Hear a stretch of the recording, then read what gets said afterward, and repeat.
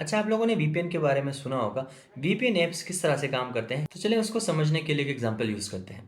For example, आप टिकटॉक.com पे जाते हो फ्रॉम योर डिवाइस, तो क्या करते हो बेसिकली, आप एक रिक्वेस्ट जनरेट करते हो to the servers of TikTok dot com. Now if you are not using a VPN application, in that case आपका डिवाइस जो है वो एक रिक्वेस्ट भेजेगा through the internet to your server, और आपका सर्वर आपको रिस्पॉन्स करेगा। Now on the other hand, if you are using a VPN application, in that case आपका डिवाइस डायरेक्टली उस सर्वर के साथ कनेक्ट नहीं होगा। रादर आपके और आपके डिवाइस के बीच में एक थर्ड पार्टी सर्वर की इंक्लूजन होगी, जो बेसिकली आपका ऐप इंक्लूड कराएगा। उस सर्वर का नाम होता है वीपीएन सर्वर, जिसको हम एक मिडलमैन सर्वर कहते हैं।